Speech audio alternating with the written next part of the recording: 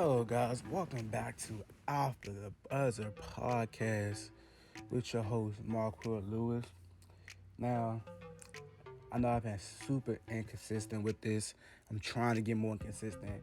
It's been hard trying to find more topics and stuff like that. But there's one topic that been glaring to me and stuff like that is when we were talking about the NBA for right now. I'm probably gonna get into NFL in a later episode. Talk about the draft, free agency, all that. Probably free agency because free agency about 2 weeks away, and draft is about a month or two, I think, away. So I'm gonna get into NFL stuff. But right now we in the prime of the NBA season is wrapping up. People trying to get their places in seeding, trying to still move up. Trying to find the right matchup who they want to face. But the one thing I want to talk about is championship contenders. The championship contenders we have right now in the NBA. Now, I say the Suns, the Warriors, Bucks, Miami, and that's probably it. Because I would say the Brooklyn Nets, but we don't know how this Kyrie situation going to work out and stuff, and see if he going to play every game. Because if they got home court advantage, they basically lose to Kyrie for 4 games versus 3. So it's probably better for them not to have home court advantage, so they can at least have Kyrie for more games. But they don't got no James Harden no more. We don't know how Ben Simmons is gonna work out with this team. I think they're gonna be good and stuff. I understand you probably like, oh, what about the Sixers? The Sixers are a chance. They got James Harden and B, and look at the games they had. Yeah, that's amazing. They playing really good. They playing better than I thought they would. Their chemistry is better than what I thought it was going to be. But I don't think they're there yet as a championship. I would love to see them prove me wrong and stuff like that, because Embiid playing hard. He's an MVP. He's an MVP contender and stuff like that. But I think the 4 teams I named is probably one of 4 teams is going to win the Super Bowl. I mean, not Super Bowl, the NBA Finals. And like I said, I would love to be proved wrong.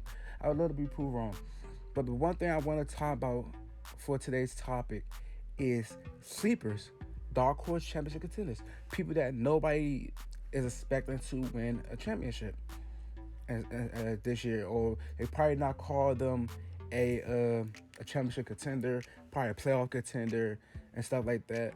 And no, my answer is not the Bulls.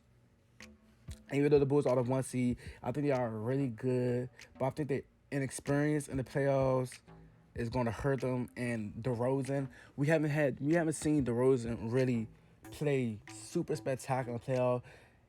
I mean, he always shut down versus LeBron, and luckily he don't have to go against LeBron no more.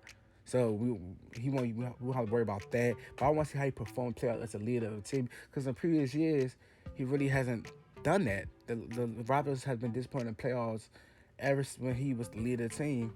So we don't know how they're gonna play in the playoffs. And no, I'm not talking about the Memphis Grizzlies has been championship contenders, because they are just too young.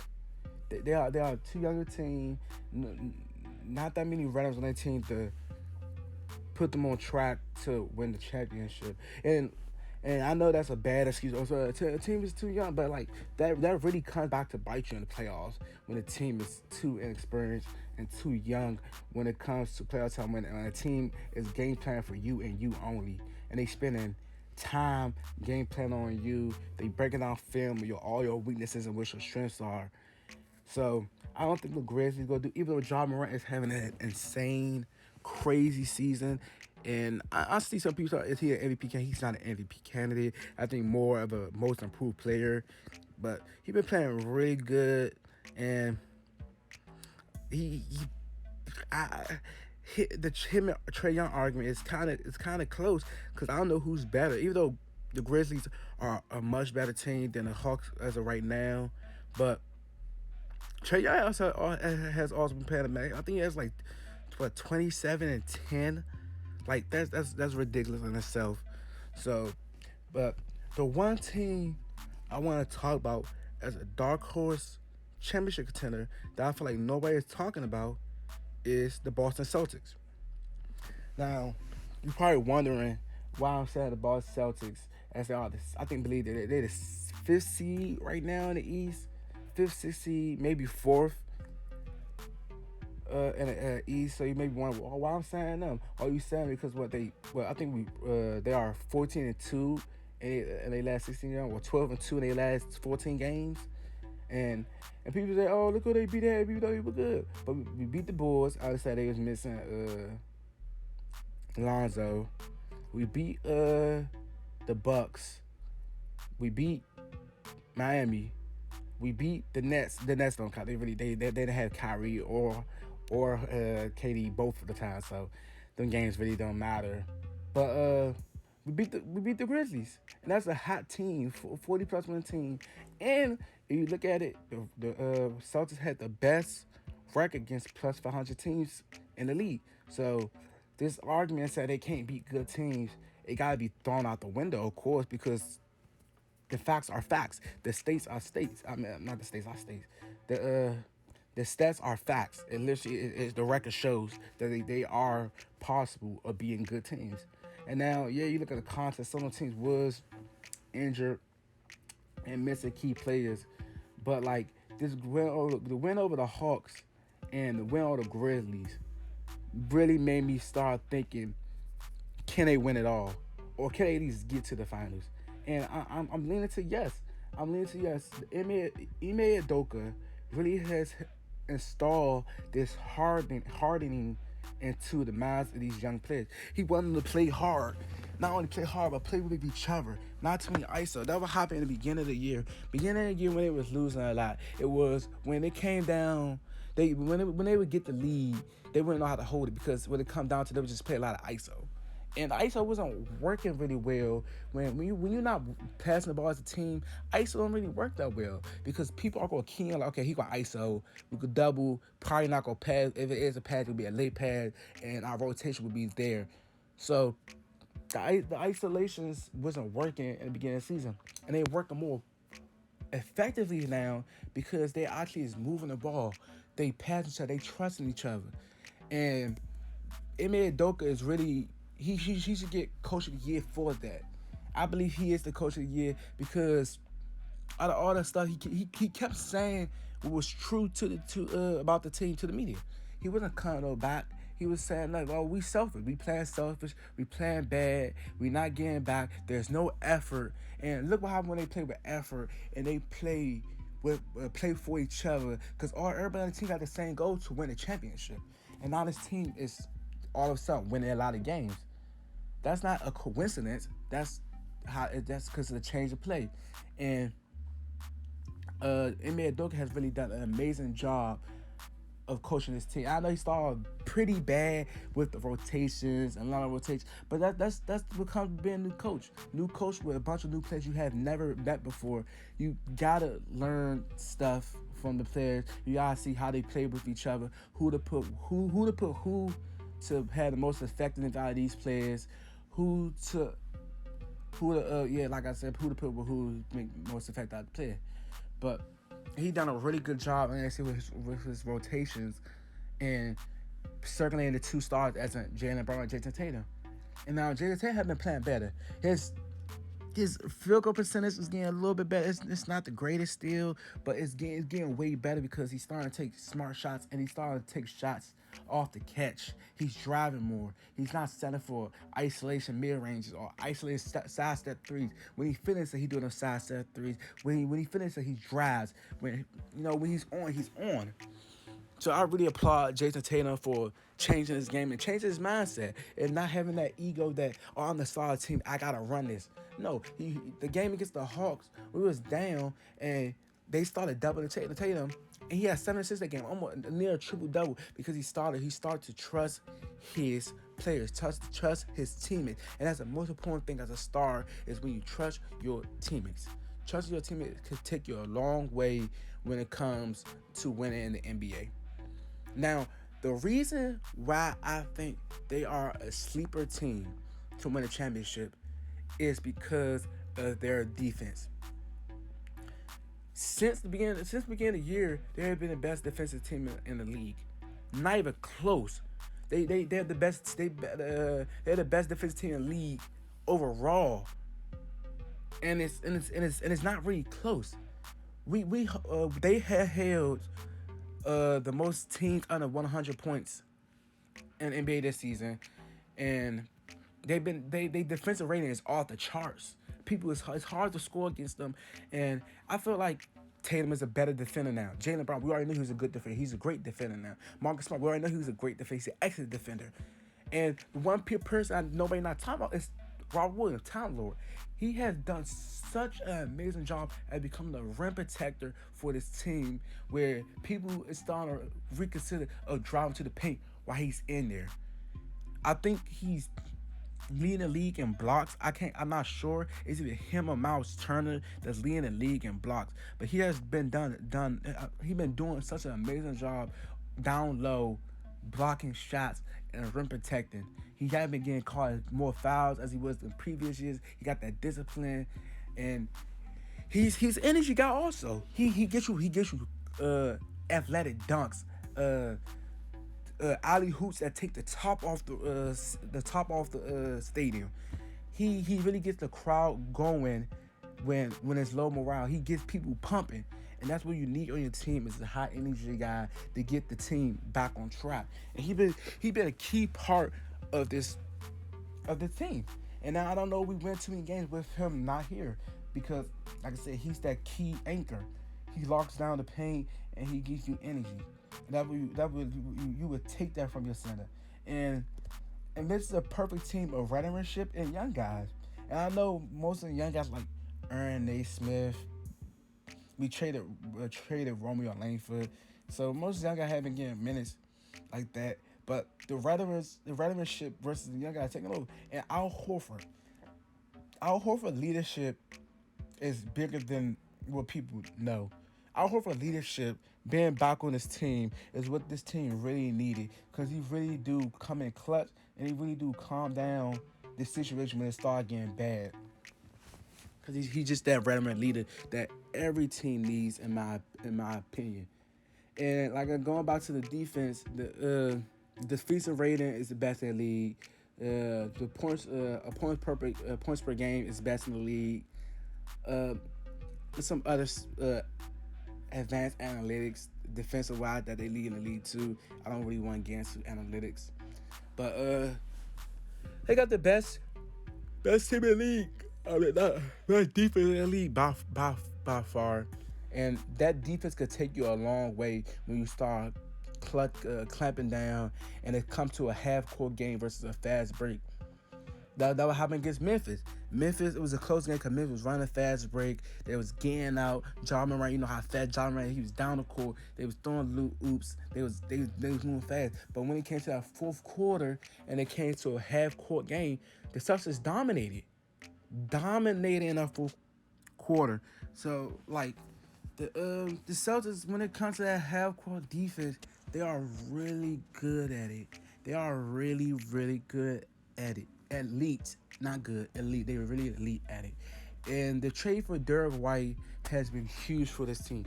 George Richardson has been good. He was good for us. And by the way, yes, I am a Celtics fan. That's why I keep saying we and us a lot. So, yes. And I'm not trying to show too much bias on this. This is just truly my belief. Even if I wasn't a Boston Celtics fan, I would still believe in this. Because I was trashing them. I'm not gonna lie, I was trashing them early in the season. I was trashing them because they were trash. There was a bad team, and there was no direction of where this team would take off after this. But going back to that Derek White trade, Josh Richardson was good. He was exceeding my expectations. He was doing really good for us. But Derek White has been a better fit beside this team because not only does he could create his own shot and drive and all that stuff more efficiently, he's also a better playmaker. He can have the ball in his hand. He can control the ball. He can control the pace. He can pass, and that was Celtics really needed. And he can shoot. He's a really good shooter too. So the Celtics really needed that. They really needed another ball handler, and not only a ball handler, a person that could pass the ball really well, because we didn't really have that. We didn't have that in the point. Dennis Schroeder was meh. mad at playmaking. He really just was a scorer, and we really didn't need that. We really need somebody to control the ball and pass. He's been really doing good with that second unit, with Peyton Pritchard, with Grant Williams, with Daniel Tice. So he been really doing a really good job, and I love the closing lineup. The closing lineup could look like Marcus Smart, Derek White, Jaylen Brown, J. Tim, and Robert Williams, or could look like Derek White, Jaylen Brown, J. Tim, Al Horford, Robert Williams, depending on what you need. It could look like Marcus Smart. It could look like a starting lineup. It could look like Derek White in the lineup instead of Robert with Al Horford in case you need a three. So the closing lineup is versatile. You can have so many closing lineup with the team. It's not stuck on having one closing lineup, one stuck closing lineup. Whatever you need, they can provide you. And the depth on this team is better than what I thought it was, especially after the Jones. And I congratulate Grant Williams for playing better, because I did say he was trash. I called him horrible.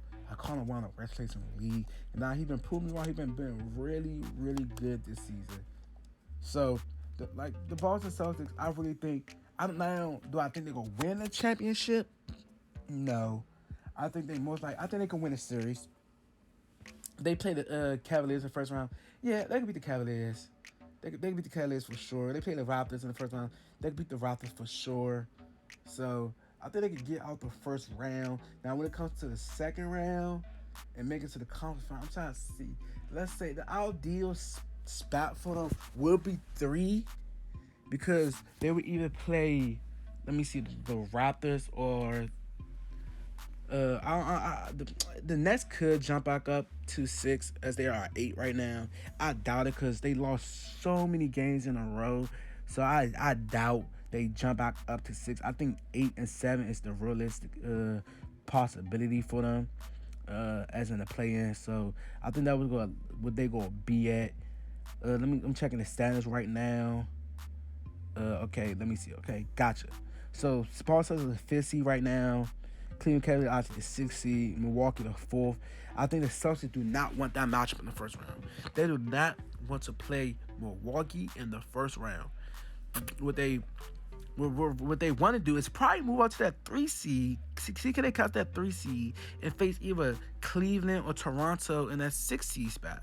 That would be ideal for them. That'd be ideal for them. That 3rd seed to play the Cleveland Cavaliers or the what's that team name? The Cleveland Cavaliers or the Raptors in the second round. I mean, in the first round, that would be the ideal matchup for them to actually get out the first round. And they play like Milwaukee, I think they don't win. I don't think they win that series. If they play like Brooklyn, I don't know if they win that series. If they play the Sixers, which I doubt they're gonna play the Sixers. Let the Sixers fall off, or the Celtics fall off. I think they're gonna play the Sixers. So the ideal matchup would be Cleveland. It'll probably move up to probably hope. So you're probably hoping that you would face either Cleveland or Cleveland or the Raptors, because they will probably got the first round. Now, did they get beyond? Like I said, I don't think they get beyond that, because they're not there yet offensively, and I think the team just got the talent power, or they just overpower them as Giannis and beating Harden, and also the Miami Heat. I think they just all overpower themselves now. Can I see them being Miami? Yes, I can see them being Miami. Can I see them being the Sixers? Oh, yeah, I can definitely see them being the Sixers. I can see them being the Milwaukee also. Now, but do I see that happening? No, I do not see that happening. But I think the Celtics deserve a little more respect when it comes to considering who is a good team or not. Because this argument that they haven't beat good teams, this argument that this win streak is fluke, is showing that a lot of people are really not watching Celtics games. It don't matter if there are lower tier players they are playing against. It's how they playing. It's how they win these games. They dominated almost every single game this win streak. Every single game which has been straight dominance, and it's like it's not been close. So when it comes to context where everybody said they haven't been playing good. It don't matter if they don't play good teams. It's the way they've been playing. And they've been playing awesome. And the strategy they use against these low tier teams will work against these high tier teams also. But that's what I believe. And they right now they're probably my dark horse to win it all. But I think the finals most likely will be Warriors Bucks. That's what I'm calling. I'm calling Warriors Bucks and maybe Giannis two-peat. He went back to back. That's what I'm seeing. That's what I'm seeing. I'm gonna go with that. But I get into that in more detail when the playoffs actually starts. So I think I'm gonna end it off there with saying the Celtics are my dark horse championship contender, and I believe they can make some noise and play because they are truly a scary team for any team to run against. So that is it for After the Buzzer podcast. Comment down below what you think. Who are your dark horse? Who you think could win it all? Who people are not talking about as much? And make sure you go down, like and subscribe. I'll be consistently posting more as the NBA season is ramping up. And I'm out. Peace.